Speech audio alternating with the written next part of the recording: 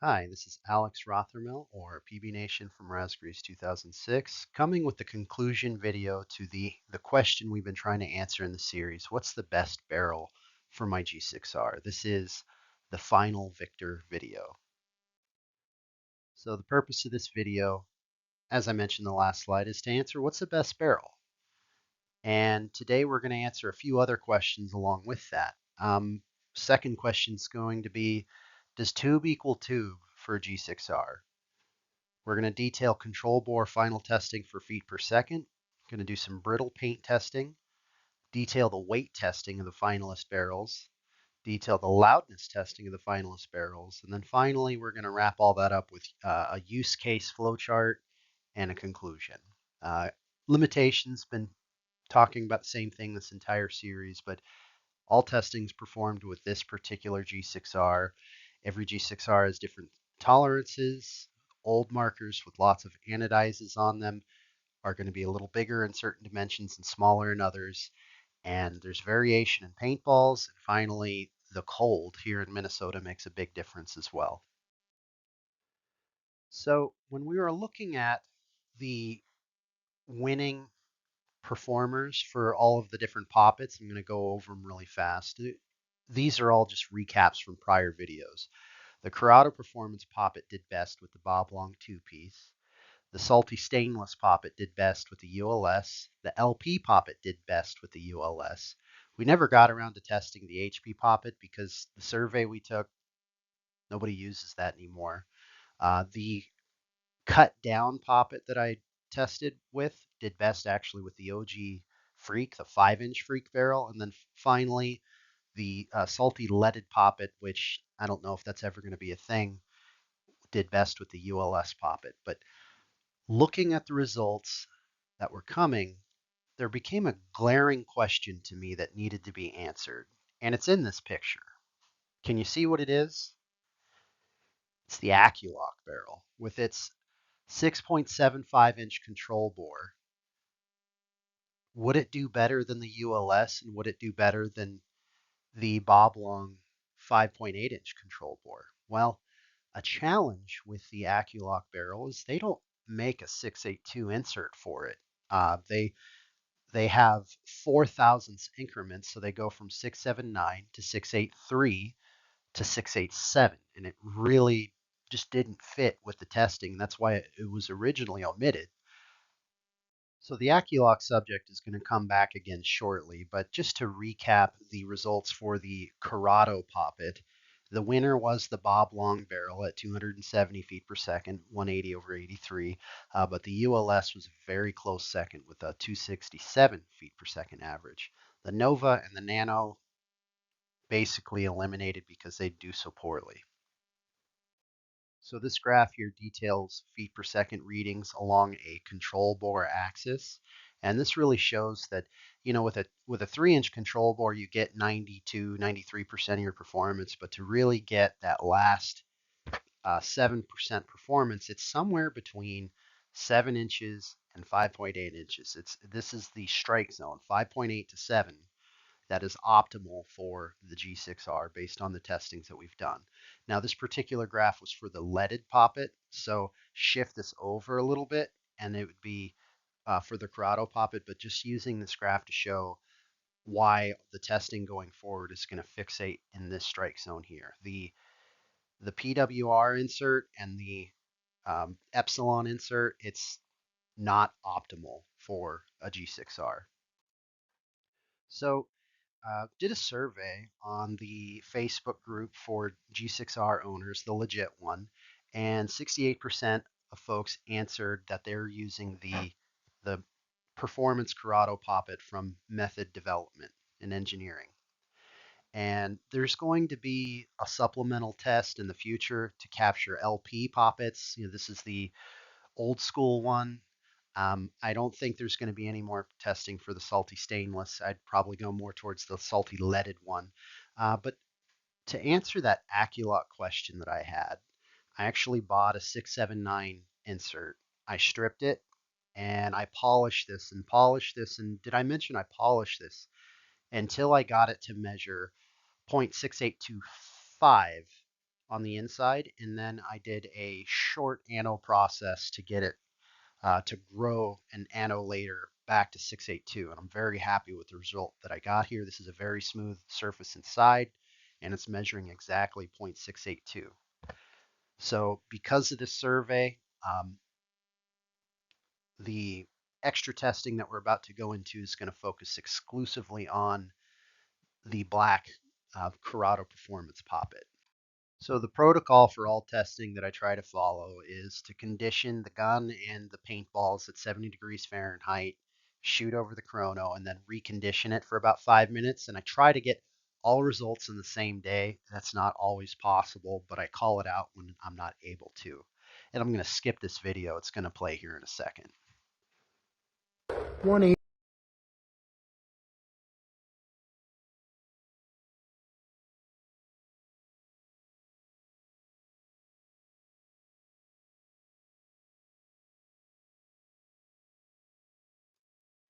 So first we have to answer, because there's a big thing on Reddit and other places, that tube equals tube. Why do you even bother with barrel sizing? You know what? Why don't you just turn up your HPR a little bit? It's not a big deal. Well, on a G6R, tube is not tube. Barrel matching matters on a G6R because there's two different inputs to adjust when you're trying to chrono the thing, right? So taking a look at the Bob Long barrel, 679, 682, 685, 688, 691. This is essentially the entire Bob Long kit, right? You get your optimum performance at 682 for this paint. That's why I picked it originally for 682, right? But you see the difference here, 273 versus 258. That may not seem like a huge difference, but we're not playing with some G-Tech that you can just twist your one Allen wrench and make it go burr. No, you have to adjust your HPR and your LPR in lockstep, and you need to know how much you're adjusting to get there. And I'm going to detail that more on this slide here, but you can prove a ratio relationship going downwards, and I'm going to prove it upwards on the next one, but is a very specific relationship between the HPR setting and the LPR setting. This is a colder tune. This is going to be smoother, but not as efficient. This is my Goldilocks tune. This is max FPS and max consistency right here. But the difference, so I've done all my testing at 180 over 83, but I've identified on my particular marker that 67 LPR PSI is the very lowest I can go at 180 HPR. So the difference is 67 and 83, right? So that within 16 PSI, do you know how much 16 PSI is in turns on your regulators? No, you don't, right? So tube is not tube. All right. Chronoing a G6R is a giant pain in the neck. And when you're in the chrono pit and there's 5 different people standing behind you and you're dealing with the crap paint that field just sold you, and there's 2 G-Techs and a DSR behind you that just want to spin their wrench and go, nah, you need to barrel match the best you can, maybe a little underbore before going into the chrono pit so that you're the best prepared and can set your stuff and get going.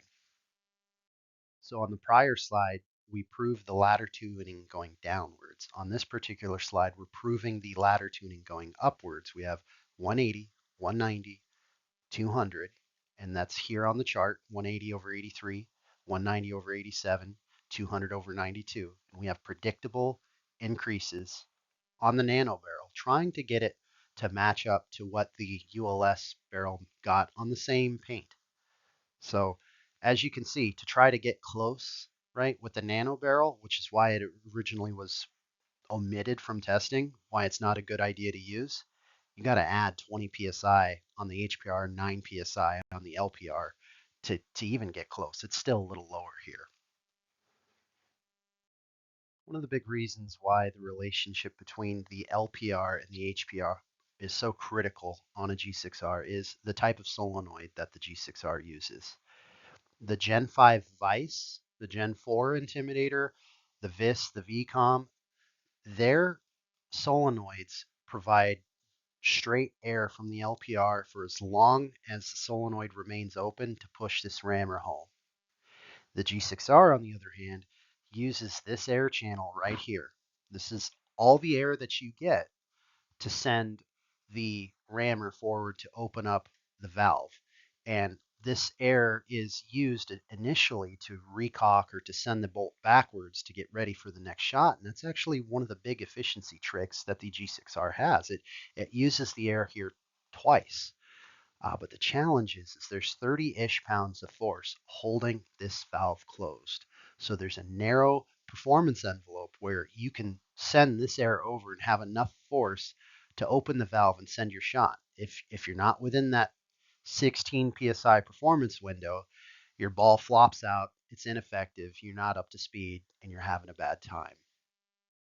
So if you're listening to this video right now, this is the part where I recommend you take your phone out of your pocket and you take a long look, because there are multiple ways to interpret the results on this chart.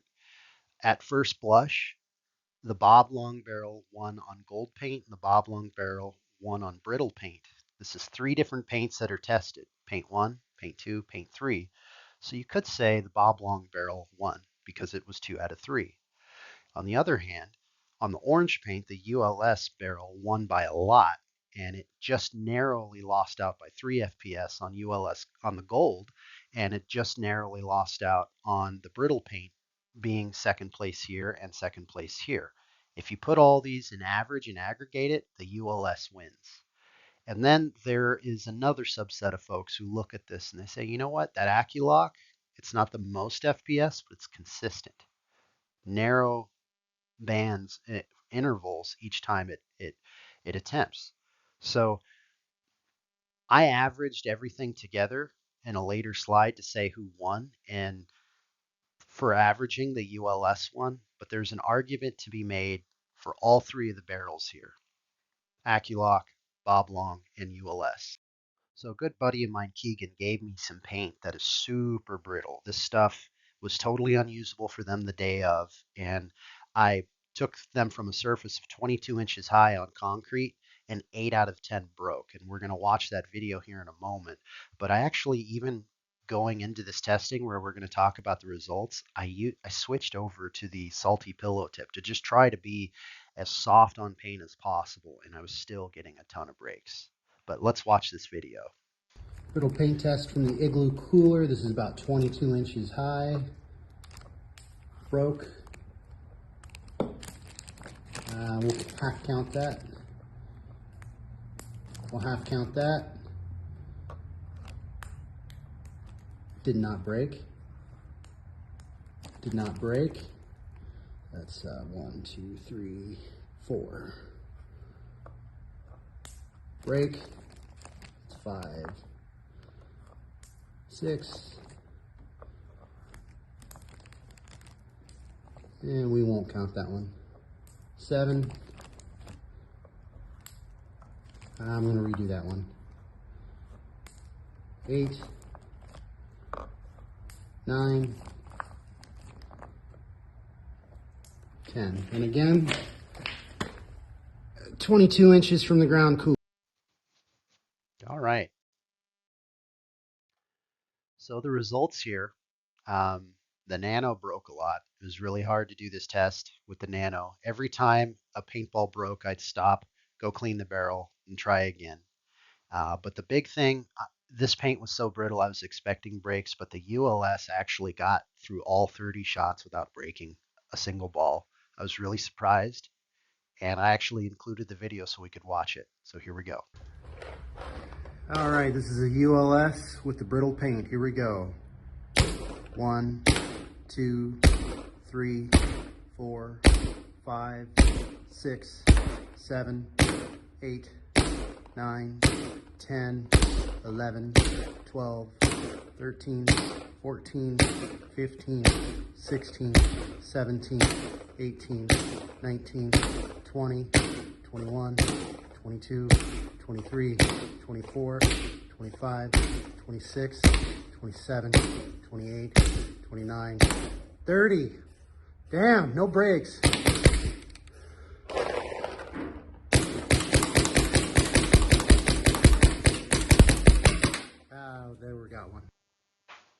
Yeah, almost 60, no brakes. So getting into weight, um, this was a pretty simple one to test. You can test it anytime in the house whenever you want to. The carbon did the best at 98 grams, and the ULS came in second with 118 grams. But this Aculock barrel, just the insert in the back is 3 grams short of an entire carbon barrel insert and everything. So it's the Aculock is kind of heavy, and but when you put it all on a scale, this is kind of for a realism check. You put an entire gun on a scale. It's a sub 2 pound gun when you use a carbon. It's a sub 2 pound gun when you use a ULS. It's actually a sub 2 pound gun when you use a Bob Long barrel. But man, when you put on that Aculock, it's more than 2 pounds. So uh, this chart here just kind of showing the percent heavier. The ULS is 20% heavier than the Nano. The Bob Long is 28% heavier than Nano, and the Aculock coming in at 48% heavier. That's a heckin' chonker right there. So taking a look at sound testing, um, this is my shakiest part of the testing here. Sound testing is difficult for everybody, but my little protocol here, there's between the barrel and the tip of this noise meter is about 5 feet. I was placing the tank reg here the whole time, um, but I'm really limited on what my weather's like right now, and I'll show you my results here in a bit, but let's just watch this video so you can see what I'm talking about. Doing the ULS with UL tip. I just wanted to capture something real fast on video. Hey Siri, what's the current temperature in Fahrenheit? What's the current temperature in Fahrenheit? -8. So a few folks want to throw out this testing. Fine, I get it.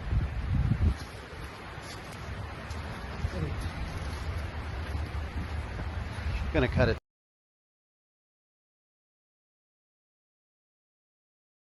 there. So you can do a lot of research on decibel testing, and I'm going off of what I found on this graph here, which is at about 70 decibels, which is where we are operating at. If you're paying attention and you're trying to hear the difference, 0.75 of decibel is the level that you can tell the difference subtly between one noise and another. And I'm disregarding hertz here. I'm just saying at about 70 decibels. So that's why on this chart I have graduations here of 0.75 with the ULS being about 3.5 graduations louder than the Nano. This is not a huge loudness difference, but as many people have noted using the Nano, it's got a reputation for being the quietest barrel.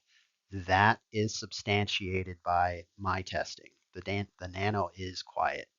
And the ULS and UL being a little bit louder, some of that may be because of it getting more feet per second than the other barrels because this was tested with the orange paint. But the testing that I got was 69 and a half decibels for the Bob Long, which is about 2 full graduations louder than the Nano. The Aculock was about 3 full graduations at 70.17. And then the ULS, it seems that that porting change does make a difference at 70 and a half decibels or 3.5 graduations more than the Nano. Just a duplicate slide here, forgot to get rid of. So let's get to our conclusion here, right? We have 4 barrels, Nano, Bob Long, Aculock, and ULS. I don't think that the Nano is a good option. And the reason why I don't think it's a good option is because of how much trouble you're going to have in the chrono pits trying to get it up to speed, making a Poppet run on an 8.5-inch control bore. Every test that I've done is continually showing that 8.5 inches control bore is too long, too much for it to be a good barrel. But it's undeniable how much carbon got right with this 98.45 gram quiet barrel. They made a very quiet barrel. They made a very light barrel. And if that's what's most important to you, maybe it's something you should consider, right? But taking a look at the Bob Long barrel, especially if you already have one, it's a damn good barrel. Use the barrel that Bob gave you because it's second place for weight. It's sorry, second place for decibels. It's fairly light compared to the ULS. It's only a few grams heavier than the ULS. Easier on paint than the Nano. Second place when it comes to feet per second. You can still find the backs for pretty cheap. And if you're cool with just using the 679, the 85, and the 88, it wouldn't actually be that expensive to go find them on eBay or Facebook. Now, looking at the AccuLock, it's a good option too. It's consistent, it's heavy. That's why I don't like it, but it's not a bad option. It's just a heavier option. It's decibel came in at third place at 70, just a little bit quieter than the ULS. It is the heaviest, but the chamfer and the solid construction of their inserts made it a little better for brittle paint than the Bob Long or the Nano. And its feet per second, as we saw at the jump at the very beginning, was actually really consistent. And I did not expect the AccuLock to be the cheapest option, but it's a very affordable option. And, it came with the rippers. It comes on all the forces. There's a high chance if you're a Field 1 Bob Long enthusiast, you already have an AccuLock somewhere. It's a good option. And then finally, the ULS really surprised me with being the loudest option, but maybe it's the loudest of the best options in that strike zone that I was talking about between 5.8 and 7 inches control bore. But it's a light, solid construction barrel with it not being inserts. It's just backs. Um, it for some reason, and I think it's because of that solid construction, solid back had no brakes, so it's a little more um, tight where it needs to be and loose where it doesn't need to be. Better tolerances, I think, was the best in the three different paints averaged together for feet per second. And G6r users know that it's really hard to do everything right and get to tournament speed. And I think the ULS really complements the G6r in like quality of life and just going out and playing. But the ULS, if you want a full ULS kit, like 678, 680, 682, 684, 686, 688, and a tip, it is the most expensive option. Um, and it's getting harder and harder to find the 682 barrel sizes and the 686 barrel sizes, but you can get the 80 and the 84 and the 88 all day everywhere. And ANS, Lone Wolf Paintball, eBay, DSRs and M3s came with the ULS barrel, I believe. So they're all over if you're okay with 84 and 88. Um, and then that rational cost actually makes a lot of sense if you're good with 80, 84, and 88 with only $200. So that's kind of the conclusion there. You can go either way on any of these barrels. Are all good options, except, like I said, for the Nano because of that FPS compromise that you run into, that tuning compromise. So, admittedly, it is more complicated than that, though. So, let's start with this decision flow tree. Do you already own a Bob Long, AccuLock, or ULS kit? If the answer is yes, are you going to buy a barrel anyway? And if you answer no, I'm not going to buy a barrel anyway. I want to use what I already have. The question then becomes, is the barrel you already have a Bob Long one piece 691? Because if it is, that is a paperweight of misery. You're going to have a bad time with barrel paint matching. The control bore being 14 inches long, it's bad. Don't. It's a paperweight. So that takes you up to we're buying a barrel, and maybe you should buy a Bob Long barrel or whatever. We'll talk more about the buying a barrel tree here in a minute, but let's say you answered no. I don't. I have a barrel already, but it's not a 691 one piece. Is it a 685 one piece? because that goes back to the control bores exceeding 7 inches perform poorly on all G6R valves, and you should go buy a barrel for your G6R. If it, if you already own one of these kits and you answered no, no, no, you probably have a 679, 685, 691 kit or a full Bob Long kit, and you should use the barrel that Bob gave you because it's just about the best that you can do regardless. Or you got a Ripper and it came with an AccuLock on it, which in that case, unless you want to get more insert sizes, use the AccuLock you already have. The look is already there, the performance is there. It's a darn good barrel. Or you got a ULS kit and you use it on everything because it works for everything. So going back up to the flow chart, we answered, no, I don't already own these things. I need to buy a barrel.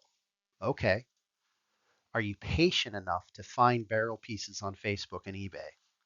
If the answer to that is no, well, go on ANS, go on Lone Wolf, buy you an AccuLock or a ULS kit and be done with it. If you need to get your G6R going, you're just getting back into paintball, you want a G6R, you don't have anything, buy a full kit. But if you are patient enough, do you need to match a certain color or artistic need? In this case, black. If you need black, the answer is no. In that case, use your patience. Go buy a Bob Long kit. They're really nice. They match the look. They work very well. It's good stuff. Best for FPS on the Corrado Poppet, which is what you're most likely going to be using. If you do need an artistic, like you have to match it well, do you want a lighter than typical barrel? If the answer is no, you want more smoothness, you want a heavy barrel, or you're just a Field One supporter, Bob Long, legacy of that, then AccuLocks are a good price. They come in many colors, but are heavy. Go buy an AccuLock kit. If the answer to do you want a lighter than typical barrel is being quieter the most important aspect to you? If the answer is no, you want a light barrel, but being the quietest on a G6R especially is not that important, and you do need the artistic match, there are so many cool options for the ULS and UL tips. Arc Direct comes to mind. Paintball Wizard has some. There's the Dye Lab ones, like the Bayonet Stickum. There's a lot of good options there. Go nuts. Good times. And then being quieter is the most important aspect to you, and you're sure of it. You got to have the quietest barrel. Your name is Nick. Well, go buy a Nano and be happy. And then if you're still in this decision tree and you're not sure about chrono difficulty, maybe there's a barrel we missed here. Maybe there's something else that'll work well for you. So to finally close the video, what's the best barrel for your G6R? Probably the one you already have that came with it, the one Bob made, or the one that the barrel that Bob or Yosh gave you, or go out and buy a ULS kit. That's the answer. Bob Long, AccuLock, ULS. Thanks for watching this video if you got this far.